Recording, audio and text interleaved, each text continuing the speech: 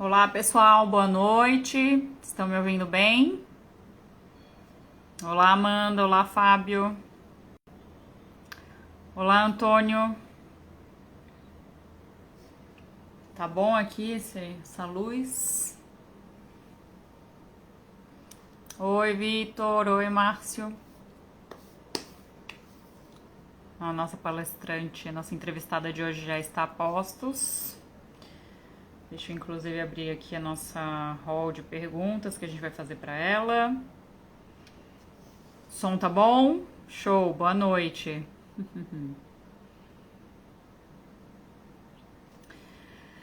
Bem, esse é o nosso segundo episódio da temporada 2013 do Mulheres na Propriedade Intelectual.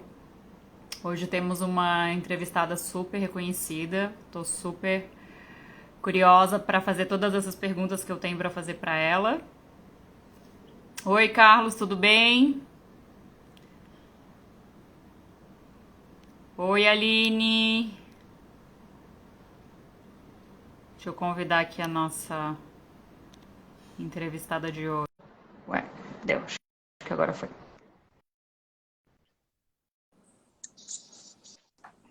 Olá! Olá, Tudo bem? tudo. E você, Ana? E aí, tá me ouvindo bem? A luz tá boa? Tá, A tô te ouvindo gente fez super bem. até um teste antes, né? Pois é. Que minha iluminação é meio amarelada, que eu tô trabalhando de casa hoje, mas vamos lá. Sim. Letícia, super obrigada pela sua disponibilidade em estar aqui essa noite. Ah, imagina, obrigada a você pelo convite, é uma honra participar, sobretudo nessa semana aí especial. É verdade, estamos na Semana das Mulheres, né? E a gente pensou com bastante carinho nesse episódio, né? A gente, ano passado, fez mais um piloto, né? Indo chamando a atenção aos poucos das pessoas, e aí esse ano a gente está chamando grandes referências dos escritórios. Então, queria super te agradecer e vou te apresentar, né, para os nossos espectadores. Já temos aí uns 20. Ó, o Thiago, seu colega de escritório, está nos. Ó, o Pedro. Muita gente querida, Vários fãs, ó. sim, muito legal.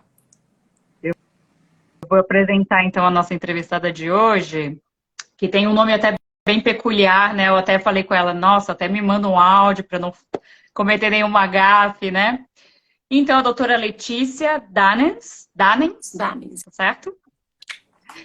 Ela é sócia sênior no escritório Guzmão e Labrunia Advogados, é mestra em Direito Comparado pela Université Libre de Bruxelas, Isso. atuou como advogada em contencioso, consultivo e marcas, tornou-se, num primeiro momento, sócia líder da área de marcas, formando e estruturando a equipe. Achei muito legal isso, saber que você que estruturou toda a área de marcas do escritório Guzmão. Desde 2012, lidera a área de contratos e consultivo, assessorando negociações e contratos que envolvam propriedade intelectual nas mais variadas indústrias, como farmacêutica, alimentícia, automotiva, de energia, de entretenimento e moda, super, assim, áreas totalmente diversas, né? Entre outros. Ela também é diretora de estudos da Les Brasil, diretora, editora da BPI, conselheira da BAP e professora convidada da ESE, inclusive foi minha professora da pós-graduação, e da EPD. Super bem-vinda. Obrigada. Bom ter você essa noite. Obrigada pela gentil apresentação. Eu não estruturei a área de marcas do escritório sozinha, não. Quando eu entrei, a área já estava bem estruturada, mas Ah, eu me tornei sócia, eu cuidava dessa área, e hoje tem meu querido sócio, Tiago, que já nos disse oi aqui, que é o responsável pela área. sim. Super, também o Thiago é um colega, assim, que eu sempre peço um socorro, às vezes, né? Tem muito mais prática que eu, então tenho um carinho muito grande também pelo Thiago. E foi ele que, inclusive, sugeriu, né? Eu pedi para ele, nossa, o que você sugere de nomes, aí ele sugeriu você e sugeriu a doutora Elizabeth Casnar também, que vai ser a nossa próxima entrevistada do mês que vem. Ah, que legal. Então a Vou gente assistir. começa esse papo, Letícia, perguntando aquela questão bem de, né, nosso público-alvo geralmente são pessoas que estão começando a se interessar pela área de PI, jovens advogadas, que quer saber, né, quer ter as oportunidades de perguntar para você, para fazer as perguntas que eu vou te fazer, saber como você chegou onde você está hoje, né, qual que é o mapa aí do tesouro, e a gente geralmente começa a nossa rodada de perguntas perguntando qual foi a maior mentira que te contaram no direito? É uma pergunta boa e eu pensei bastante nela, Ana. Na verdade, eu não vejo uma grande mentira que me contaram sobre o direito. Talvez eu não me tenha feito ilusões ou talvez eu ainda seja muito crédula. Alguma das duas Que é bom, verdadeira. né? Mas, Difícil encontrar pessoas assim. verdade, eu escolhi fazer direito porque de uma maneira super ideológica e muito idealista também. Eu acreditava no direito como ferramenta de transformação e eu continuo acreditando que o direito é uma super ferramenta de transformação. Eu vivo isso no dia a dia, então eu não sinto que teve uma grande mentira sobre o direito. Eu acho que a maior mentira que já me contaram é que a gente seria tipo assim, Mary Poppins, sabe? Praticamente perfeita em quase todos os detalhes. Então, nessa Semana da Mulher, eu diria que a maior mentira que me contaram é que a gente consegue exercer super bem e praticamente perfeitamente todos os papéis que a gente tem que exercer ao mesmo tempo. A gente consegue ser top em cada um, mas não tudo ao mesmo tempo. Então, isso acho que foi a maior coisa que eu precisei aprender assim ao longo da minha trajetória, que dificilmente a gente consegue estar presente com a mesma intensidade e dedicação e interesa em cada um dos papéis ao mesmo tempo, na maternidade, no casamento, no trabalho e conosco mesmas, né? Para cuidar de si mesmo, assim. Então, eu acho que essa foi a maior mentira que me contaram, que eu tive que aprender aos poucos a me conciliar em alguns momentos, em fazer o melhor em uma dessas vertentes, fazer o possível na outra e ir acomodando e evoluindo e equilibrando as coisas ao longo do tempo. Uhum. Show. E é interessante você trazer isso justamente, né, que a gente agora está numa era aí de redes sociais, de só mostrar, né, o que é bom, o que deu certo, não mostra os fracassos. E é bom saber que, né, você sendo uma referência, que tudo bem, né, em algum momento um pratinho ali não está girando, né, em alta velocidade, né, e realmente tentando sempre equilibrar, né, tudo que tenha nas nossas mãos. Legal. E quando que você se deu conta que queria trabalhar com a propriedade intelectual, assim, qual Eu, foi o seu primeiro contato com a área? eu não me dei conta que eu queria trabalhar com propriedade intelectual, foi a propriedade intelectual que se deu conta de mim, eu acho. Porque foi meio por acaso. Você está falando com uma pessoa que se formou em 95, então, naquela época, não se falava muito sobre tudo. Eu estudei na USP e não Ah, se falava muito de propriedade intelectual e, sobretudo, propriedade industrial na graduação. Assim, eu tive aula de comercial com alguns professores. Eu acho que questão de marcas, propriedade industrial foi mencionada assim, en passant, em uma aula e eu não sabia nada sobre essa matéria. Na verdade, eu caí muito por acaso e tive a sorte, na verdade, de ter esse encontro com o escritório.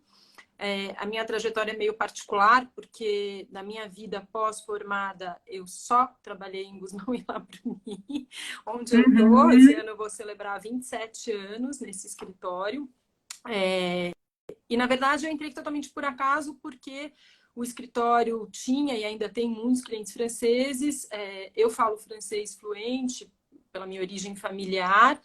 E aí eu tinha uma amiga que trabalhava lá e falou, olha, você não quer vir trabalhar aqui, conhecer e tal? Eu falei, nossa, mas eu nem sei se eu quero advogar, eu acho que eu quero prestar concurso, mas eu não sabia muito o que eu queria, quer dizer, tinha algumas ideias do que eu queria quando eu me formei, e decidi começar a trabalhar nessa área e fui me apaixonando aos poucos, assim. Então, acho que o encontro foi se dando ao longo do tempo, assim, não foi uma paixão à primeira vista, mas ela Uhum. foi se conhecendo, a propriedade intelectual e aí eu me apaixonei. Uhum.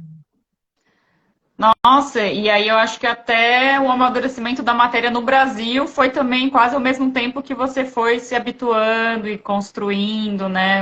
Que você é uma das referências no país, né, nessa área. Então, assim, você fez parte também da história do amadurecimento da propriedade intelectual no Brasil, né, eu acho. Eu Faz tive sentido? muita sorte, Ana, porque os meus sócios, né, que hoje são meus sócios, são os fundadores do escritório, já eram os dois muito apaixonados pela matéria, tinham se aprofundado e se pós-graduado nessa matéria, são professores. Uhum. Então, eles foram me introduzindo, assim, eu também não tive uma formação sistêmica em propriedade intelectual. Eu não comecei, como é que eu vou aprender essa matéria? Como hoje existe uma oferta super rica de cursos consistentes, estruturados e tal. Eu fui Sim. construindo uma colcha de retalhos, eu ia fazer um curso aqui, outro ali, ia assistir as aulas dos meus sócios nos cursos que eles davam em direito empresarial. Então, eu fui Uhum. aprendendo assim aos poucos. Uhum. Eu acho que assim eu tive muita sorte de ter contato com grandes mestres assim também, né?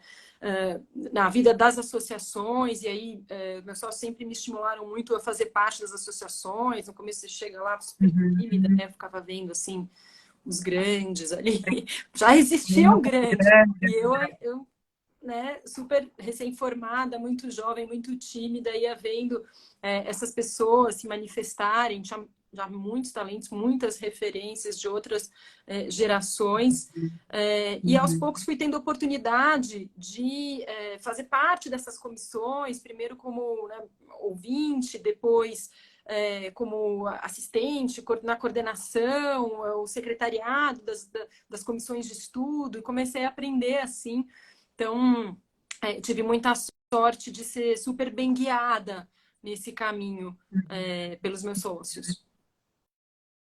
Ah, que show.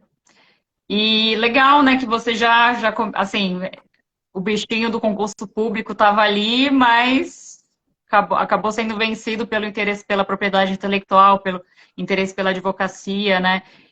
Então você nem chegou a fazer um estágio assim no órgão público para ver como seria. Não, eu Não fiz. teve nem. Na verdade, durante a graduação, eu Ah. achava que eu ia trabalhar. Eu fiz o primeiro estágio no IDEC, no Instituto Brasileiro de Defesa do Consumidor. Eu Hum. adorei. E esse estágio foi também que me amarrou, assim, me apaixonou pelo direito, assim, reforçou aquele meu Hum. ideal, assim, de que direito era uma ferramenta de transformação, bem na época em que o direito do consumidor, esse sim, estava se estruturando no Brasil, com o Código de Defesa e tal. Então, foi super envolvente. E depois, eu fui fazer estágio na magistratura, e no Ministério Público. Então, eu tinha isso um pouco como referência. Uhum. Por outro lado, e também vindo da USP hoje, né, da minha turma que se formou comigo, eu diria que assim, 75% são concursados. Juízes, Uhum. promotores, enfim, procuradores. Então, isso tenho poucos colegas de turma que são advogados. E eu nunca me imaginei advogado. Eu prestei o exame da ordem, óbvio que eu ia prestar o exame da ordem, mas eu falei, acho que eu nunca vou advogar. Certo. E depois, começando a trabalhar no escritório, eu fui me encontrando, assim, não, é isso que eu gosto de fazer. E aí, né, você estava falando, quando você foi me apresentar, puxa, quantos temas, né? Com quantos temas a gente lida com propriedade intelectual? E talvez seja isso que eu sempre fui muito curiosa, muito apaixonada por um monte de assuntos. E a verdade é que sempre digo que a propriedade intelectual ela é como um jardim assim secreto. Você entra por uma fresta, mas quando você passa pelo portão, você se depara com um universo muito rico de temas. E essa dinâmica, né, do dia a dia, cada dia você está lidando, está fazendo contrato, hora é de direito autoral, hora é da tecnologia industrial a mais precisa e de ponta que está acontecendo, está se transformando no momento. Então, essa pluralidade de temas é muito apaixonante e acho que isso foi criando o meu vínculo com a matéria. E aí eu, óbvio, esqueci absolutamente e descartei totalmente a ideia de prestar concurso. Uhum. Nossa, e é muito nítido, assim, a paixão que você tem, né? Pelo jeito como você fala. E isso é muito inspirador para a gente que está começando, né? Eu me considero, assim, ainda uma jovem advogada em propriedade intelectual, porque como você falou, né? A gente não tem acesso, assim, na faculdade, né? Não é uma matéria, não tem estágios. Até acho que quem já nasce em São Paulo, Rio de Janeiro, até tem um contato maior com a matéria, mas eu sou de Florianópolis, não, eu só fui ter mesmo, assim, uma imersão no assunto quando eu vim para cá, né? Para São Paulo. Isso tem 6 anos. Então, muito legal ver essa paixão de profissionais já referências no mercado como você, assim, que contamina a É gente. gostoso. Hoje acho que as faculdades foram abrindo mais, né? É. Porque propriedade intelectual é o tema que está mesmo nas fronteiras, né? À medida que a tecnologia foi ganhando importância, como ferramenta mesmo, né? Quase que assim, incontornável, né? Da indústria, da transformação mesmo. Acho que o mercado começou a abrir os olhos para a matéria e as faculdades também, né? A graduação, então mais e mais gente com essa formação em São Paulo. E aí as faculdades começaram a incorporar e assimilar nos currículos professores, Uhum, enfim, temas específicos ligados a essa matéria. Então, acho que a oferta que existe hoje é muito legal, né? Tem muito mais possibilidade. uhum, uhum. Sim, super. Algumas pessoas entram em contato comigo, assim, ainda estão na faculdade. Às vezes, assim, primeira, segunda fase, não, eu quero trabalhar com direito do entretenimento, propriedade intelectual. Fiquei, gente, na primeira fase nem sabia, assim, né, se eu ia fazer concurso, se eu ia fazer, né, carreira, na advocacia. A pessoa já sabe não só a carreira, mas o tema, assim, já super decidida. É legal ver o pessoal mais novo, assim, o acesso à informação, né, muito maior agora. E quais foram as maiores dificuldades que você enfrentou na época que você começou a trabalhar com propriedade intelectual? Não só a questão da matéria ser nova, às vezes, né, a quantidade de informação é pouca, assim, né, pouca quantidade, pouca oferta, mas até às vezes por ser mulher, né, já que a gente viu o mundo jurídico ter uma transformação ao longo do tempo também, mais espaço para as mulheres. Bom, acho que são duas perguntas em uma, né? Vamos lá. Sobre as dificuldades com a matéria, acho que mais isso mesmo, o fato de eu não ter tido uma formação sistêmica que me fizesse ter um sobrevoo, quando você tem né, que a gente introduz no assunto de uma forma sistêmica, e você tem um sobrevoo sobre a matéria como um todo, os princípios, e depois você vai adentrando em cada um dos institutos, isso certamente Uhum, traz uma riqueza e uma visão muito mais ampliada. Eu comecei trabalhando já, então eu fui construindo minha própria colcha de retalhos e eu comecei do retalho para chegar na colcha. Às vezes você fala, não, meu projeto da colcha, deixa eu conhecer, deixa eu escolher os retalhos. sei. Eu fiz ao contrário, porque era o que era possível na época, fui aprendendo assim, de novo, né, super bem guiada, porque nessa época o Guzmão já era doutor em propriedade intelectual e sempre, né, na paixão como professor, o Jaque também. Uhum, Então, assim, eles também foram me guiando e me orientando. Então, acho que em termos de dificuldade para trabalhar foi ir construindo mesmo uma visão ampliada da matéria por conta da minha formação, da minha falta de formação sistêmica. uhum. Agora, dificuldades como mulher, muitas, teve muitas. Não no escritório, mas com os clientes no geral. Eu Uhum. também, eu sempre tive que lutar um pouco com a minha aparência. Eu parecia mais nova quando eu comecei a trabalhar. Eu tinha 22, 23 anos, assim, com a cara cheia de sarda. Sempre fui muito assertiva, muito firme, mas por várias vezes eu atendia clientes ao telefone, né? Quando o cliente chegava na história, eu falava, não, eu quero falar com a doutora Letícia, que me atendeu. Não, sou eu a pessoa que te atendeu. Não associava a Não pessoa. associava, falava assim, nossa, não parece, tipo, eu parecia mais nova, eu acho que eu também me vestia como mais. Fui aprendendo um pouco esse código, assim.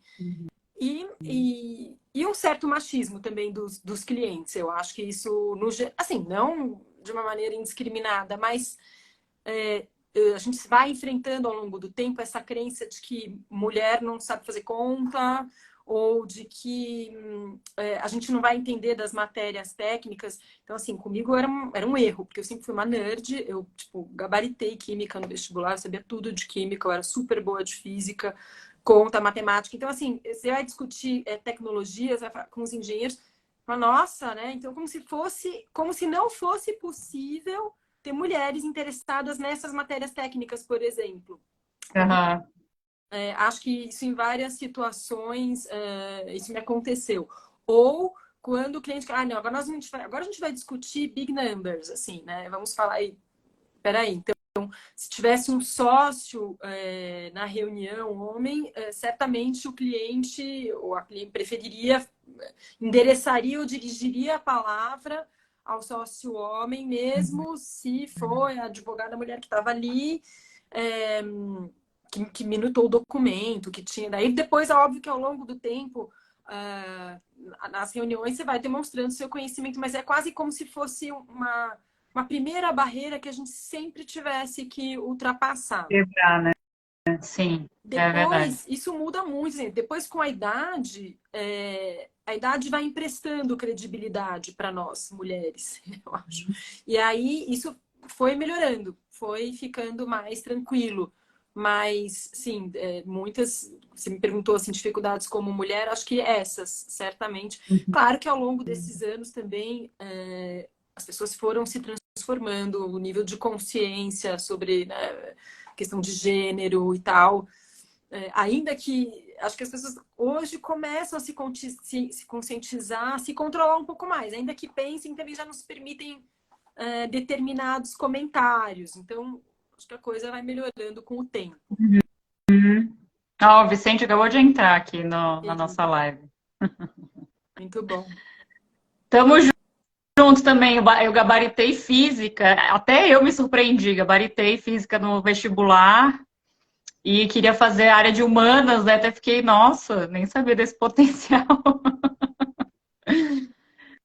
E como que tem sido a movimentação do mercado na área de propriedade intelectual? Assim, o que você observou que aconteceu na pandemia? Alguma mudança agora com meio que o término assim da pandemia? Alguma tendência que você acha para esse ano voltado para essa área? Olha, tem tendências, né, no geral, nova cultura de trabalho, regime híbrido, cultura de gestão, tudo isso acho que é geral de todos os escritórios. Uhum, Acho que uhum, tem alguns booms, né, que foram movimentando a área ao longo do tempo, quer dizer, a área de digital, né, toda a parte de tecnologia e lei geral de proteção de dados também movimentou um pouco essa área, sobretudo com a estruturação da ANPD, então gente saindo de um lugar, indo para outro lugar, mais mobilidade. O mercado, no geral, ficou mais mexido, eu acho, né, das pessoas irem mudando de escritório de um para o outro, isso eu percebi. Mas o que eu acho que mexe mesmo, né, que é o grande desafio, e aí especificamente, acho que da propriedade intelectual como um todo, tem um tanto que é da propriedade intelectual como um todo, algumas coisas da propriedade industrial. Eu diria que, claro, que a tecnologia, justamente, e a automação de um monte de procedimentos é um impacto para o mundo jurídico como um todo. Então, uhum, na área de propriedade industrial, a gente vem sofrendo uma pressão de adaptação a essas novas realidades e competindo com plataformas tecnológicas em que, às vezes, o depositante de uma marca vai lá, preenche o negócio online e não vai mais precisar de um procurador ou não precisa mais de um procurador que o aconselhe adequadamente para essas uhum. formalidades iniciais. É claro que a gente espera e alguns INPIs, né, órgãos registrais de outros países, já fazem essa assistência que a gente vê hoje, por exemplo, no Brasil. O maior depositante continua sendo o próprio, né? Então, as pessoas que depositam e cuidam das suas próprias marcas. O ideal é que a tecnologia permitisse essa eliminação de intermediários e é isso que vai acontecer. Na verdade, o ideal é que, e inevitável, é que a tecnologia fará isso, né? E já vem fazendo. Então, o que sobra para a gente, né? Claro que é todo o trabalho de sensibilidade, estratégia, inteligência, tudo que a gente pode acrescentar na gestão de portfólio, na reconstrução do portfólio, enfim, coisas que o próprio depositante ou que a tecnologia não vai suprir. Então, eu acho que essa pressão da tecnologia já vem se anunciando há uma década, pelo menos. Acho que os escritórios tiveram que aprender a trabalhar com isso e a investir muito mais em tecnologia internamente, seja na captura da informação das diversas bases de dados, TLP e tal, na geração da informação interna, na geração de documentos. Então, investimento em tecnologia certamente é uma tendência que já existia uma década atrás e que quem não soube surfar essa onda pode se sentir bastante impactado. Então, acho que isso é uma movimentação. Mas o que a gente vê hoje é que é um passo além só, né, dos escritórios terem se instrumentalizado com tecnologia. O trabalho acontecendo numa competição por preço com plataformas quase que totalmente informatizadas, em que o usuário mal tem contato humano com quem está prestando o serviço. Então, isso eu acho que é uma transformação super impactante, que gera uma pressão de preço para os escritórios e para o mercado, e que nos traz reflexões de como transformar a natureza do nosso serviço e ser competitivo naquilo que a gente pode ser competitivo. Eu acho que essa é uma tendência inescapável, assim, não tem como fugir. Sim, a propriedade intelectual cuida do avanço tecnológico e também é impactado por ele, né? É interessante essa... Ó, a Amanda também acabou de entrar. Legal, assim, seus colegas e ex-colegas de Gusmão prestigiando, né? Muito gostoso. Nas outras lives eles não entraram porque é você. A Lívia aqui comentando, ó, e as ferramentas não criam relacionamento, é importante criar a conexão com o cliente. Senão vira um robô, né? E aí não tem um diferencial de... Eu acho que nós que somos escritórios com uma proposta mais boutique é justamente essa questão de ter um tratamento diferenciado do cliente, né? Não é um escritório puro de marcas, né? Que é aquela coisa que é volume, demanda, né? Então, eu acho que a gente tem que ir um pouco na contramão. É claro, se valer das ferramentas tecnológicas, mas não perder a humanidade do nosso atendimento, que é isso que vai ser o nosso diferencial, né? Não só parte técnica, mas relacionamento com o cliente, né? E acho que assim, a gente tem que simplificar a nossa linguagem, a maneira como a gente devolve o trabalho para o cliente, porque a transformação tecnológica mudou a tolerância ou o nível de atenção que a gente consegue capturar do próprio cliente. Então, a gente tem que certamente mudar a nossa linguagem, nossa forma daquilo que a gente devolve para o cliente, nossa forma de comunicar soluções. Então, assim, isso é difícil, né, conversar. Nós fomos educados e na faculdade a gente é treinado para desenvolver o argumento, para desenvolver estruturação, tese, antítese, síntese e percorrer toda... E a gente tem amor pelo argumento.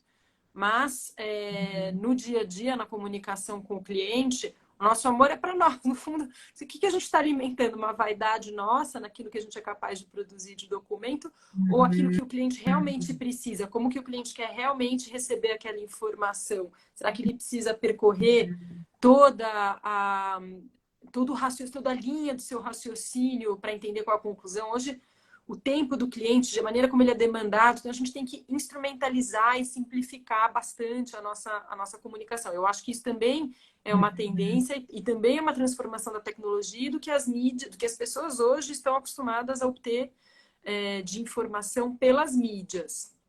Então, acho que isso é uma mudança também. Show. Deixa eu só... Tá dando uma travada para mim.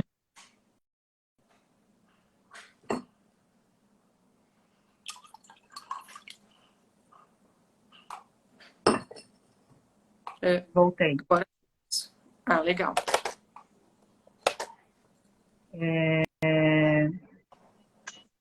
Ai, meu filtrinho, Luísa Brunet saiu.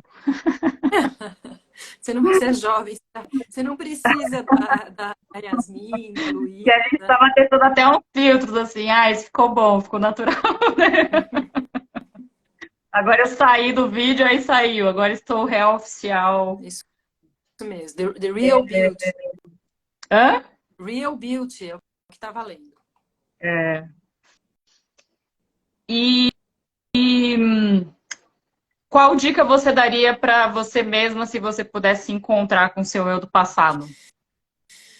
Putz, nossa, Ana, eu acho que eu diria para mim mesma, para eu ser a minha melhor amiga. Eu tenho uma amiga, justamente, que uma vez falou: puxa, a gente tem que ser a nossa melhor amiga. E eu acho que eu não fui minha melhor amiga durante muito tempo. Nossa.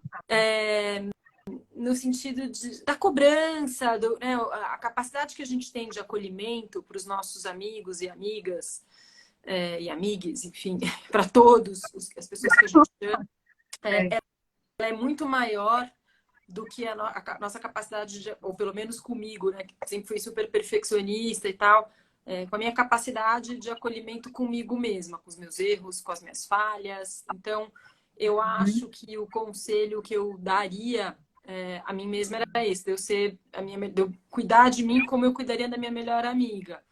E de eu me apropriar mais, assim, da potência da minha voz e tudo. Então, acho que é lógico que isso são coisas que a gente aprende depois com o tempo, né? Com a ideia de você falar, nossa, se eu tivesse essa segurança que eu tenho hoje, com 30, com 25, com 40, teria sido ótimo. Mas acho que tem coisas que a gente conquista com o tempo, mas se não a segurança, minimamente o acolhimento, cuidado consigo mesmo. Assim. Acho que esse é um conselho que eu me Uhum, daria. uhum, que show. Deixa eu só. Tá travando para você um pouco a imagem? Não. Não, eu tô te ouvindo Tá e normal. vendo tranquila. É? Ah, tá. Então eu acho que é algum problema no meu aparelho. Tá dando uma leve. O som tá ok, mas a imagem tá dando umas leve travadas, assim. Mas que bom que se não tá aparecendo para você, então talvez o vídeo fique ok. E depois ela fica disponível, essa live, né? Ah, legal. É interessante esse ponto, porque eu também acho que eu me cobrava bem mais quando eu era mais nova, assim, né? Se comparar, acho que é essa coisa de se comparar também, né? Nossa. Com as outras pessoas.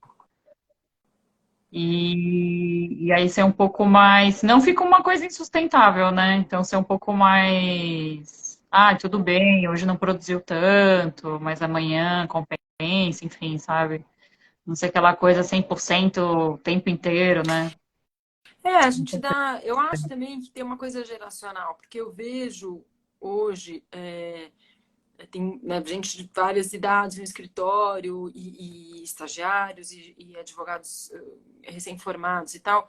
Eu acho que geracionalmente essa questão do cuidado consigo mesmo já mudou. Eu acho que tem muito mais consciência sobre saúde mental, sobre estresse e tal. Eu sou de uma geração que, assim, a mensagem aí também, culturalmente, não sei se foi uma coisa que eu recebi muito da minha educação, dos meus pais, mas também geracional, que é assim, ó, rala aí, minha filha. Uma hora você vai conseguir alguma coisa, mas vai ralando, que uma hora Vai rolando. algum Sim. resultado. Assim, eu acho que hoje não é exatamente assim. Acho que as pessoas têm muito mais consciência de que elas precisam equilibrar um pouco do cuidado pessoal e das várias facetas da vida ao mesmo tempo. Porque, na verdade, para você ser um profissional completo, você precisa ser uma pessoa completa. Você não pode só conhecer um pedacinho, né? Ou se dedicar só a um tema. Você tem que Uhum. ampliar interesses. Quer dizer, o que te forma como ser humano também é o que te forma como profissional, né? Sim, exato. Uma formação holística, né?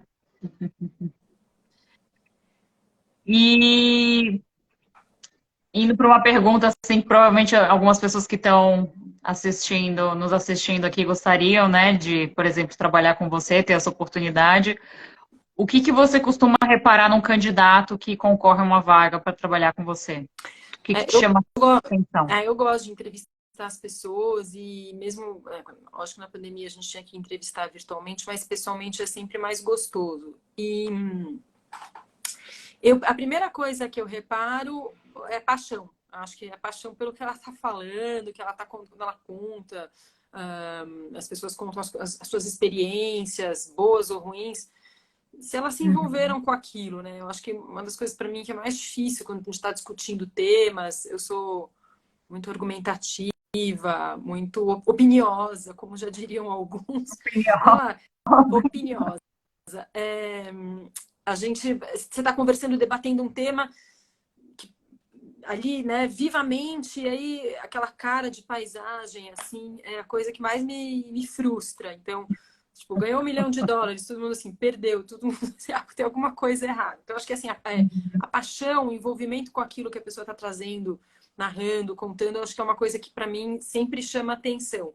Mas acho que igualmente importante é um pouco essa coisa do repertório ser mais plural, sabe? Uma pessoa que tenha interesses múltiplos, que é interessada por temas, que tenha cultura geral, que Uhum. porque repertório é tudo, na verdade. Quanto mais referências a gente tem sobre o humano, sobre a nossa cultura, o tempo que a gente vive, é isso que vai nos fazer ser um profissional melhor em todos os níveis, seja para trabalhar Uhum. com outras pessoas, para ser capaz de entender o outro, de ouvir, Uhum.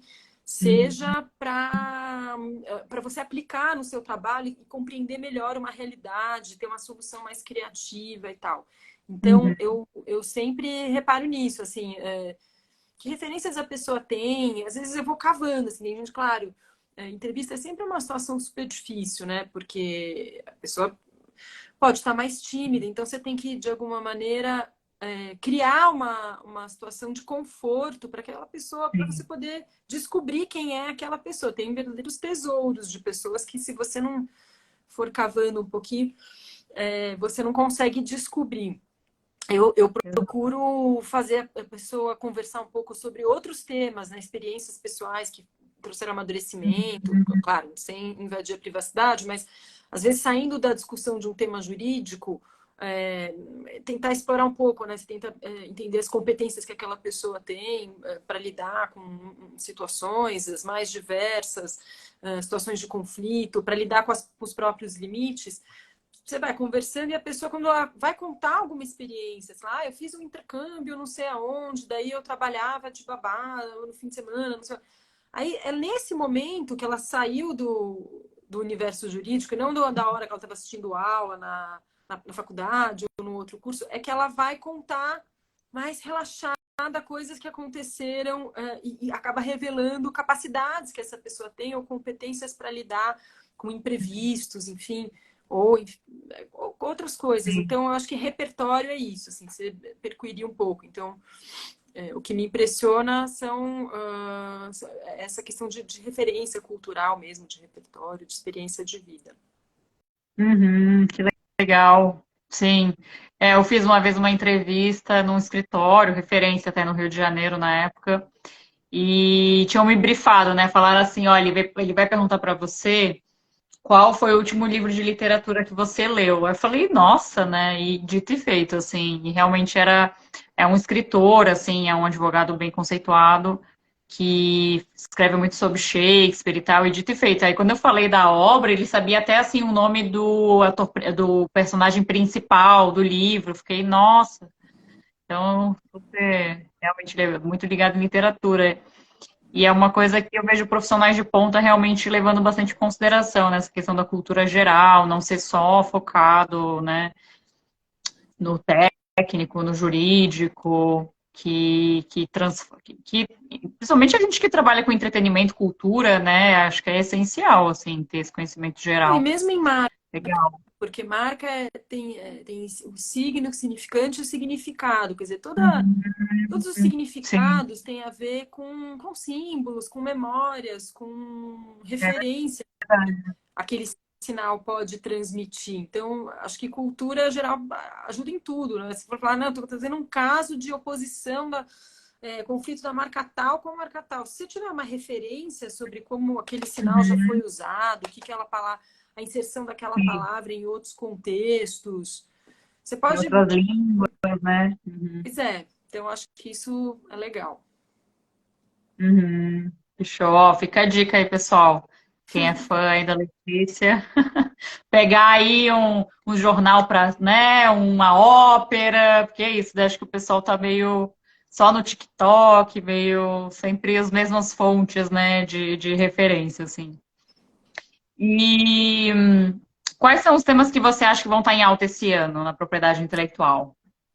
Olha, eu acho, por exemplo, meu filho também, não sei se eu estou contaminada um pouco com algumas aulas que eu vou ter que dar ao longo desse semestre, mas acho que certamente as novas fronteiras do direito de autor, ou como é que o direito de autor vai lidar com inteligência artificial, chat GPT, enfim, tem muitos temas novos, né? O metaverso em si, esse novo ambiente. Não, mas agora eu vou comprar um real estate no metaverso. O que que é? Você vai construir uma economia paralela fora do nosso ambiente físico. Então, acho que esses temas certamente vão trazer questionamentos para a matéria que a gente já conhece.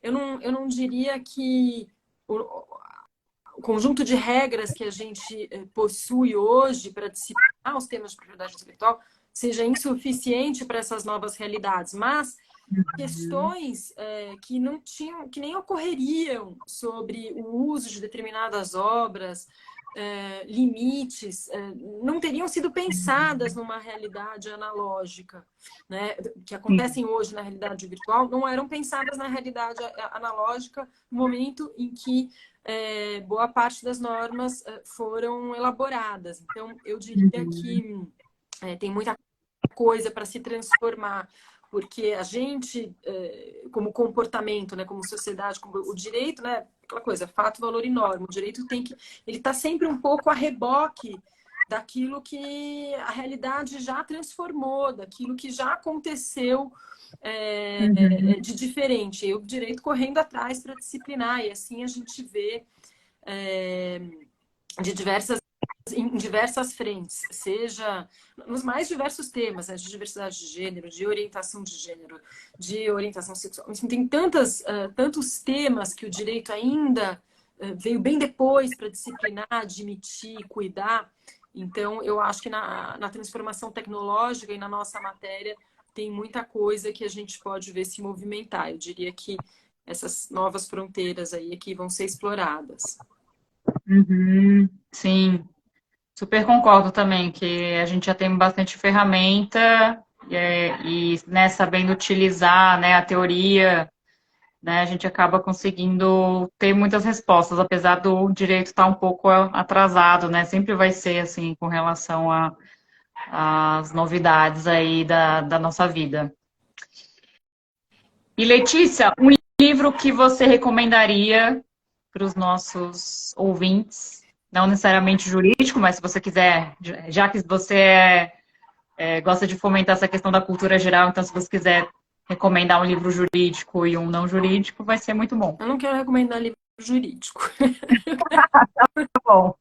Eu, Chega. na literatura, o que assim, eu diria que eu sempre brinco que eu sou filha do Saramago com a Clarice, sabe? Então, são os meus autores preferidos e maior inspiração, assim, eu li muito e releio frequentemente. Mas o livro que eu quero recomendar é As Cidades Invisíveis, do Ítalo Calvino, que eu acho um livro lindo, Ah, eu tenho esse livro. muito curto, muito lindo. Eu também gosto de reler em diversos momentos, porque para mim ele é um pouco um mapa da alma. Do mesmo jeito que o Marco Polo estava lá explorando um território novo, eu acho que a gente vai explorando a nossa alma, e essas cidades são lugares da nossa alma. Assim, eu adoro esse livro. Então, Ah, que legal. sempre que eu posso, eu dou ele de presente. Ah, que show. E ele é curtinho, né? Um livro curto. Ele é um livro. Ele não é nem para ser lido de uma vez só, sabe? Ele é para ser meio degustado, assim. Você lê uma cidade, daí você fica lá. Eu não gosto de ler. Você vai lá, lê uma página. Às vezes os textos têm 2, 3 páginas, falando de uma cidade específica. E aí ela te propõe um lugar, assim. Eu gosto de ler uma e não ler outra em seguida, para você poder ficar naquele lugar um pouco. Eu acho que... Claro. Sim. E uma frase que define a sua vida profissional até o momento. Nossa, eu não... Pior, você tinha me falado assim, mas eu não pensei nessa. Ah, viu? Eu já olha que... Não, que Ai, são meu perguntas que Deus, até eu fico, nossa, o que que eu uma responderia, né? frase Eu que sou a entrevistadora. define a Então, eu já me adianto para a pessoa ficar pensando. é, puxa, que ela valeu a pena, que... Eu, na verdade, eu não sei se é uma frase que define a minha vida profissional, mas o que eu acho que... E não é uma frase de ninguém também, mas eu acho que tudo que a gente tem na vida, eu acredito nisso profundamente, são as trocas que a gente tem com os outros, né? Então, na minha vida profissional, eu acho que também pelo fato de ter ficado, né, eu estou há 27 anos em Guzmão muitas pessoas incríveis estiveram na minha trajetória e ainda estão. Então, mesmo estando no escritório em determinado momento e depois não estando mais, fiz muitos amigos, pessoas assim incríveis, aprendi muito, fui transformada por todas essas pessoas. Então, eu acho que o que a gente tem mesmo, eu não sou religiosa, eu não acredito em vida eterna, e eu acho que a nossa eternidade humana, assim, tá naquilo que a gente trocou e que os outros vão levar da gente com eles e depois vão transmitir para alguém, mesmo que não seja conscientemente, mas que ficou ali, alguma coisa que a gente transformou nos outros e foi transformada por eles. Então, tem alguma dimensão de eternidade, para mim é isso. Então, acho que é isso que eu diria, que é o que define minha vida profissional. Tudo que eu pude trocar com as pessoas, transformar e ser transformada. Acho que é isso. Ah, que lindo! Muito bonita essa perspectiva. Muito legal. Também super acredito nisso, assim. E eu acho que é o amor mesmo, né? O amor que a gente tem pelas pessoas, pelas coisas que a gente constrói com elas, assim. É algo que não tem preço, né? A gente, eventualmente, a gente perde uma pessoa muito cedo na vida ou em outro momento. A gente acaba descobrindo que essa presença fica nessas trocas, né? Então, eu acho que, no fundo, eu sou apaixonada por propriedade intelectual, mas acho que eu sou mais apaixonada pelas pessoas.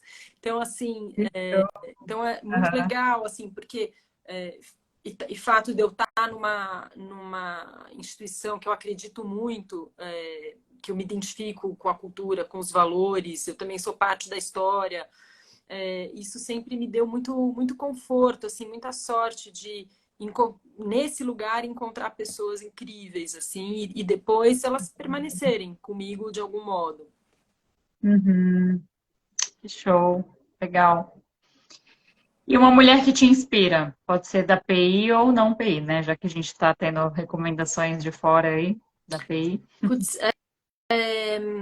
da PI tem muitas mulheres que me inspiram, doutora Juliana Viegas, doutora Elizabeth Casnar Fequete, assim, sou uma super fã. São essas figuras gigantes, que são gigantes, né?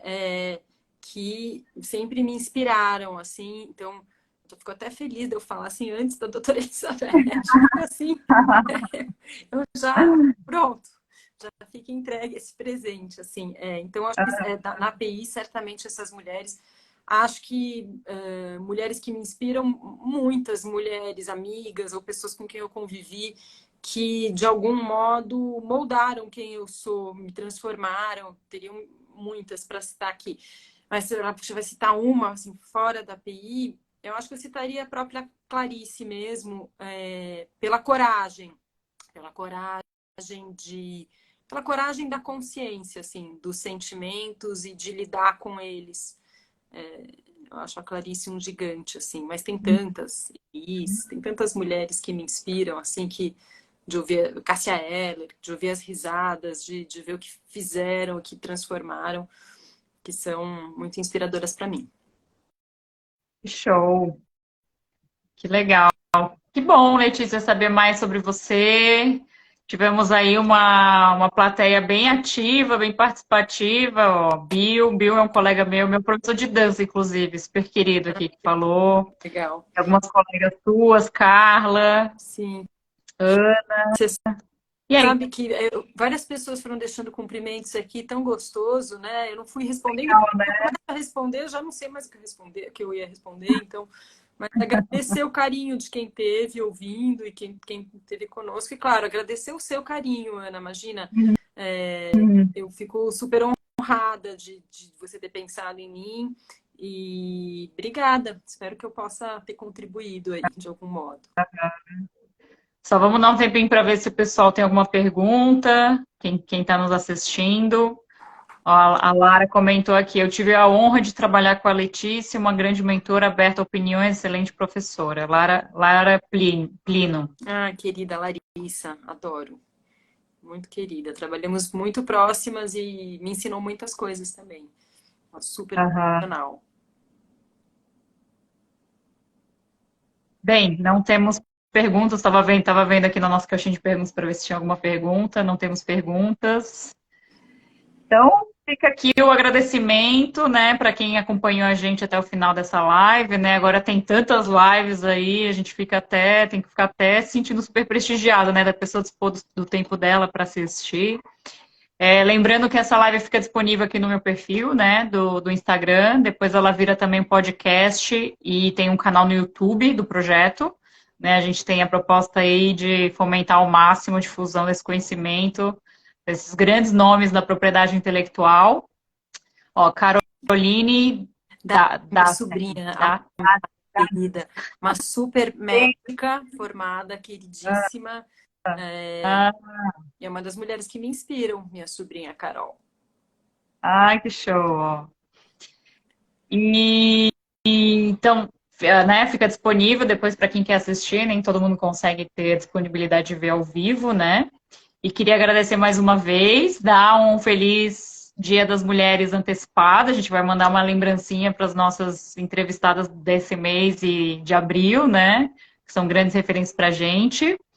Obrigada para todo mundo que nos prestigiou aqui com seu tempo. E é isso, querida. Ficamos à disposição, né? Vamos marcar alguma coisa presencial, um cafezinho. Agora, né, as atividades presenciais voltaram. Ana, vamos marcar um almoço. Muito obrigada pela oportunidade de conversar. O que você precisar, eu estou à tua disposição. E agradecer a todos que participaram, que mandaram tantas palavras gentis. É tão gostoso, né? Obrigada, muito Sim. obrigada mesmo. Obrigada, então. Uma boa noite para todo mundo. Boa noite.